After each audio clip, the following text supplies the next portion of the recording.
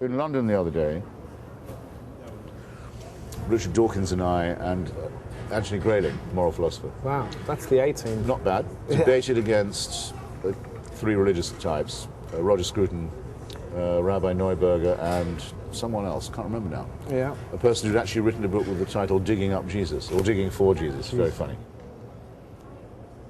We massacred them, by the way, but that's not the point. We left them for dead.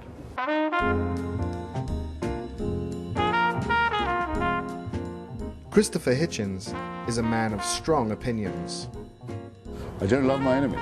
That's why I think Christianity is immoral. His subjects have ranged from Iraq to Thomas Jefferson to Mother Teresa. Millions of secular people thought Mother Teresa was a saintly woman, instead of the douchebag and liar and thief that she was. His latest best-selling book addresses one of the most famous cultural figures of all time, God. The beauty of science hugely outranks the charms of superstition. Are you not just a little bit scared of this, imagine that completely rational world? The idea of living in a world that had too much hyper-rational is not enough of a threat.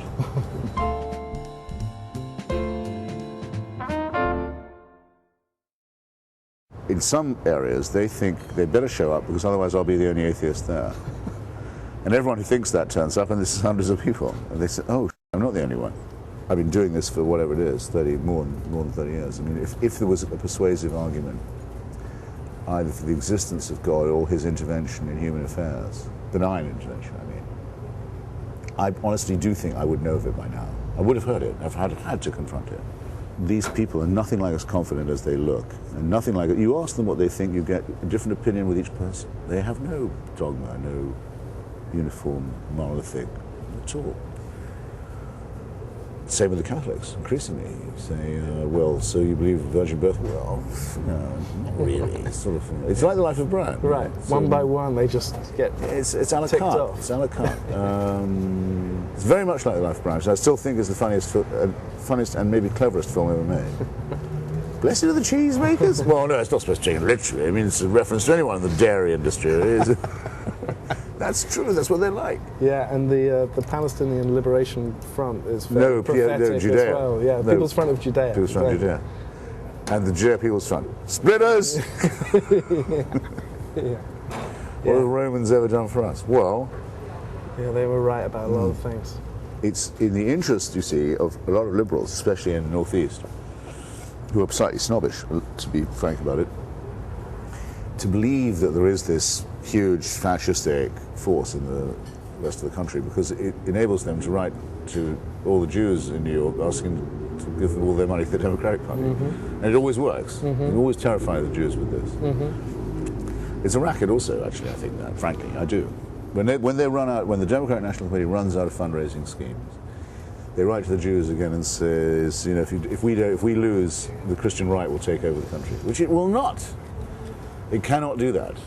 It can't do that? It's impossible. You could not govern. The great thing about the United States is no one group is strong enough to dominate it. But we've been... Certainly not this crowd. And the last time they did, they never recovered from their victories, which were prohibition and banning Darwin in the schools in Tennessee. They had two great victories in the 20s. They have never recovered from their success. I think dialectically, you see. Right. That's the advantage I have over non-dialectical people. So how did this come to be the received wisdom in the last 3 or 4 years that they are It's running? a liberal dogma, and it's also, I'm afraid, it's something that, in my experience, it's something for people to say when you say, look, we are in a fight with religion, we better get used to it. Secular values need to be defended. We are being attacked by a theocratic, fascistic, fanatical movement. But a lot of people who don't fight on that would rather not have it. Buy some time by saying, well, yeah, okay, but if you're against theocracy, surely Bush is a theocrat too. Say, oh, come on, it's me you're talking to. Please. But they do. For them, it sort of postpones the evil hour when they might have to make up their mind. So that's another factor. And then, these people are a huge pain in the ass. But they're laughable. They're laughable, really. I mean, Falwell and Robertson were media clowns. There's a point there that there is a theological motivation to both sides in this big Well, yeah, there is. There could be. There could be. War that we're in. If the secularists say that's true and say that they're neutral, then it will be true. I think the secularists should take the side of the United States freely, openly, clearly, and say that the distinctions are much, much, much larger than the similarities. People are just generally fed up with being lectured by clerical bullies, and I've had enough of it. They don't like it when the president says, "God bless America." You don't have to say that at the end of the speech. Just shut up. Finish the speech and shut up. We don't like it. Why are you doing this? They don't like the settlers on the West Bank trying to bring on the Messiah with our money. They don't like any of this. I mean, they used to think they have a quiet life and just live freely on the benefits of the First Amendment Constitution. They're not. In the Enlightenment, they can't do it now. They have to fight for it. Good. How are you ever gonna be able to replace that feeling of comfort that people are You can't. able to take? You can't, but you can keep it. You can make them have it privately. You can arrange it so that they say, "All right, I'll believe it," and I teach it to my children, but not in the school my kids go to. You can't do that. It's in the home. I pity the children who grow up in these homes. I can't stop that. Keep it yourself. We have no quarrel. You try and teach it to my kids. It's not a difference of opinion. It's a fight. I would not let you do that. Are you not just a little bit scared of this? Imagine that completely rational world. I think that's a very small danger. Right. I would cross that bridge when I came to it, or double cross that bridge when I came to it. I think the idea of living in a world that was too much hyper-rational is not enough of a threat. That's fair enough. But no, I do know what you mean, and I say in the book that there has to be an answer to the worry, let's call it, that people have about there being nothing transcendent, nothing numinous or awe-inspiring. But we have already answers to this. Maybe we should stress them more. I mean, I do anyway. Literature is a better source of ethics than religion. The beauty of science hugely outranks the charms of superstition and pseudo-miraculous. The real nature is miraculous enough. The beauty of reason isn't nothing. Consolations of philosophy are not zero. Doesn't there just need to be a place for mystery as well in there? Yeah, as long as no one says they know that it isn't a mystery, they have the answer. But people who say they do are out of the argument, because they're claiming to know something that by definition they can't know. I don't do that. I don't say I can definitely disprove your God. I can say it seems like on all the evidence a junk hypothesis, but I cannot absolutely negate it. But you say not just there is a God, but you know what he wants. And you know his mind. Well, I know you know. I know you can't know that. It's not a matter of how clever you are or educated. You can't know it. But why do you claim to? Because you think it might give you the right to tell me what to do. Well, that.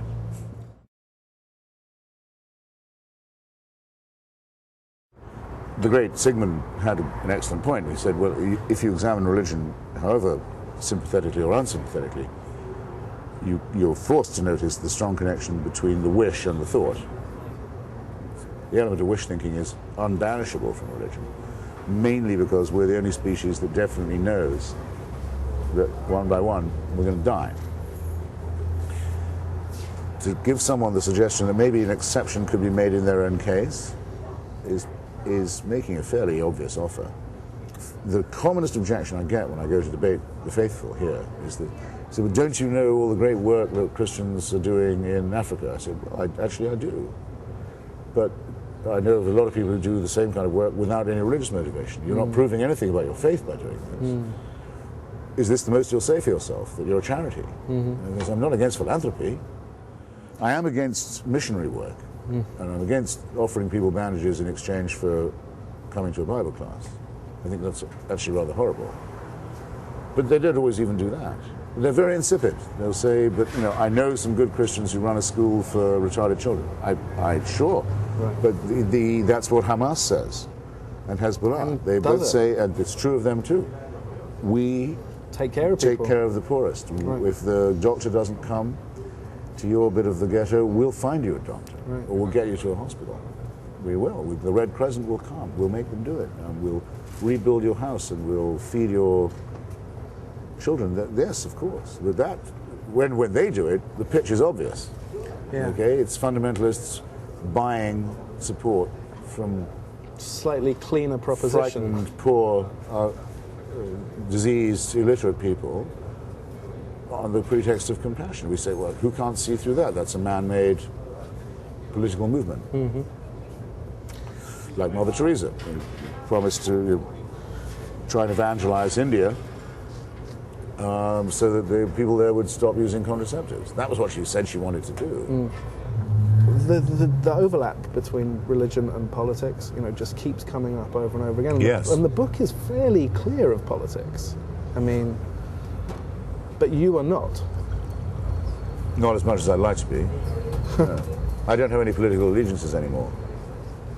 I'm not a member of any party, for example. But your opinions are fairly well known. Yeah. Well, if you say so.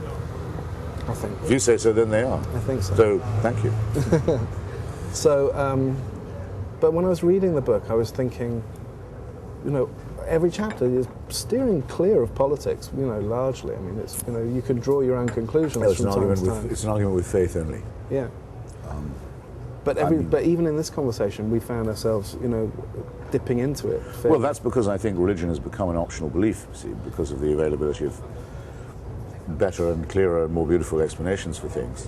Someone can go on being a believer if they like, but it's purely optional. You can be a physicist and go to maths, but you can't say your physics is what takes you there. You can't. You can't derive it from that. It's optional. Some people are that way. Isaac Newton was an alchemist, spiritualist. Joseph Priestley, who discovered oxygen, believed in the phlogiston theory. He was Unitarian. I don't care. Fine by me. As long as he doesn't try and make me be one. Right. But unfortunately, innate in religion is the belief that it can't be kept private, that it ought to come out and try and change the laws for everyone else. And the danger is not always the same every time and in every country, but it's always there. My analogy is, my favorite one, is Albert Camus, La Peste, the plague, remember? At the end of the novel, the rats have gone back into the sewers and the city is healthy again and the nightmare is over, but it ends by saying, but still the rats were down and the bacilli in the sewers, and one day they will emerge again and send the rats up to die in a free city. They're always there, always there waiting. But you do see things. You see things in quite extreme terms. I mean, I don't hear you ever being attracted to any moderate views. I mean, you see these things. You see them as big ideological battles. I think at the moment there's a very, very radical confrontation between what I would call civilization and faith. Yes, and the stakes are extremely high. I mean, some of the worst bigots in the world, in Iran, worst fanatics in the world, are about to get their mitts on a nuclear weapon. I take that very seriously. I don't think we should necessarily be hysterical about it, but it's an extremely unsettling thought, because the next government of Iran could be a lot worse than the present one is. And we would have no control over it because it's a dictatorship. The same is true of the Jewish nutbags in the Palestinian territories who hope that by doing this they'll bring on the Messiah and Armageddon. Supported in this by the Christian right, the United States, which, although it's overrated as a force, is still much too strong for comfort. So is this a recent phenomenon or just a more Well, visible? I think it's become, there's something worse that is new, which is the willingness of secular liberals to capitulate to theocratic intimidation, especially if it's Muslim, because they feel, I think it's because they have a bad conscience about the Because they third believe world. in pluralism? It's partly because of a soft form of multiculturalism, and it's partly because, annoyingly to me, at any rate, the Muslims have managed to persuade a lot of people that Islam is in some way a religion of the oppressed third world. Right? Even though Al-Qaeda started to make war on India long before the United States, and India is the most important secular, though predominantly Hindu, democracy in the world. That's the country they started to attack first. They really hate the Hindus. They really like to destroy India by wrenching Kashmir. very serious. If they start a civil war in India, it would be a complete disaster, not just for Asia. No one in the American press would reprint the cartoons from Copenhagen, where individual Danes around the world were being targeted for murder. The Danish economy and democracy was being sabotaged and boycotted. Danish embassies being burned. Everyone stood by and said, well, let's not get too involved because we don't want to offend anybody. No one would reprint the cartoons. This is in a picture-dominated media, where the whole issue was the images. That we're not going to show you what the images are, for fear of giving offence, and also just out of fear. Right. And a little magazine that I write for, called Free Inquiry, an atheist magazine, published out of New Hampshire, which did print them, was told by Borders Books, you can't sell that in our chain. Because they're scared of a bomb going off. That might be what they said. It strikes me that you're the other side of this debate has built-in support groups. I mean, people are meeting, going to church, going to synagogue, going to temple, going to the mosque all the time. Yes. But there's no support group on this side. Well, that's our strength, that we don't need support groups. Precisely our strength. If I meet someone in Georgia or Manila or Calcutta who thinks like me, it takes a few minutes of conversation and society before we understand each other. I mean, of course, we know. There are millions of us all over the world. It's an easy handshake of recognition. We don't think, okay, now what we better do is go every 7 days or twice a day to shout and holler, just to reassure ourselves we still believe it. We don't need that. It can be believed without strain. It's true. Without effort, without fanaticism. It's an understanding. It's based on reason and literature and, to some extent, irony, the imperishable, necessary X factor quality. Humor. I mean, that's in your and book. A little humor and culture. And usually some shared experience. Fine, we don't need to reaffirm it all the time. It's a sign of the weakness of religion that it keeps on needing to pump people up at mass rallies of one kind or another. That it needs constant reinforcement. Of course it needs that. It would crumble without it. Right. Have you ever had any phenomenon where you felt like the wind got behind you like it is at the moment? Have you had these moments where everything seems to be... No. Coming together? No, especially not having announced, a month ago, I said to people, I think that there's something in the zeitgeist now, it's the perfect moment, and everything now seems to confirm it. No, never. There's usually been entirely the opposite. It's very much against the grain. Well, you're millions of people think Henry Kissinger is a great statesman, a great intellectual. I know better, but you've got all your work to do. It's like breaking rocks. Well, what are you going to do? Millions of secular people thought Mother Teresa was a saintly woman, instead of the douchebag and liar and thief that she actually was. The wind is in your face all the time, never behind you. Now I feel sort of borne aloft. Right, but you're never going to quite feel like you're on the side of conformity. Actually, one week I did feel this, only because in the same week the Princess Diana had checked out. And I was saying, this is an absurd fuss everyone's making. And because I was the only person prepared to say so on TV, I was invited on. I was wearing makeup practically all week, feeling a fool in Washington, but it was fun, pushing back at this terrible sob fest. And then Mother Teresa died the same week, and I thought, oh, well, there is a God. Because there's the only one person in the world who's written a book pissing on her. And they have to have me on again. Right. I was never off TV all week. It was preposterous. But I got some licks in. I didn't just have to shout back at the box all the time, watching the celebration of frauds, which is mainly what happens the rest of the year. You shouldn't seem so delighted about that. It's very bad for them. Well, I like it when bad people die. I don't love my enemies. That's why I think Christianity is immoral. Go love your own enemies, don't be loving mine.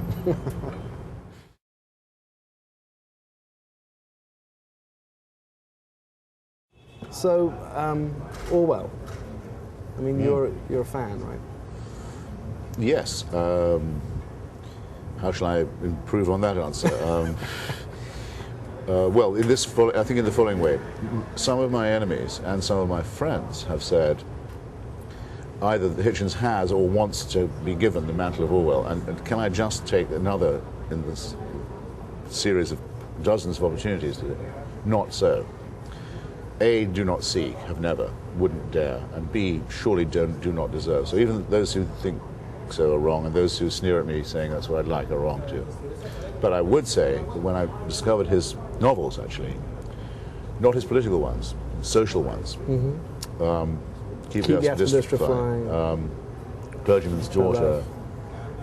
Coming Up for Air. Coming Up for Air is hilarious. Wonderful. When I was about, I should think 14 or 15, it did confirm me that I was already coming to, that my life would be meaningless if I didn't become a writer. That it wasn't that I wanted to be, it was that it was a compulsion. It was that I had to do it. It chose me rather than I chose it, if that doesn't sound preposterous. You're not the only person to ever say that. Some people watching this would know from their experience what I meant. They wouldn't think it was as weird as it sounds. Right. A vocation, if you want. And yes, I remember thinking, I wish I had known this guy.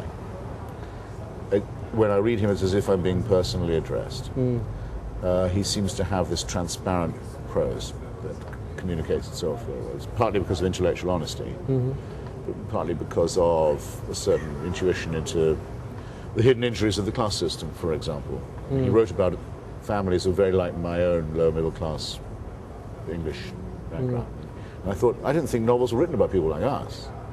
And I sure didn't realize that he saw exactly what tensions and worries are. And I was very impressed by that. That was before I read Animal Farm in 1984, which I think they would have made me do at school. And I've since read, well, everything he's ever written, several times. The point was made better by Lionel Trilling. So the remarkable thing about Orwell, and the encouraging thing, is this: he's not a genius. He lived only 46 years. He never went to university. He never had a steady job. He usually didn't have a steady publisher. But he will never be forgotten because he managed to disprove imperialism, Stalinism, and fascism in one lifetime, and make some imperishable raids on its territory that no one's ever going to forget. All of the time ill, all of the time poor. It shows how much difference a person of really average integrity and intelligence and education can make if they have a little courage and a little intellectual honesty. And of course the shortcomings of the individual you can see in him too. But he basically won his own battle against his own prejudices. It's an example for all time. It's not, you don't get the sense you do when reading Proust or Nabokov or George Eliot that you shouldn't be in the writing business. All the people who've ever said in history, alas, there was nothing I could do, are lying, or at least are discrediting themselves. They could have, they just chose not to. That's another version of everyone has a book in them. Well, everyone does have a book in them, but in most cases that's where it should stay. You're a reviewer as well as a Yes. writer. So does that, how does that impact your work as an author, or does it not? Being not full-time, but I mean half of my life is being a book critic, has had, I'll tell you, one salutary effect on me as a writer. It means I don't bother with the reviews anymore of my own work. It's been about 5 years.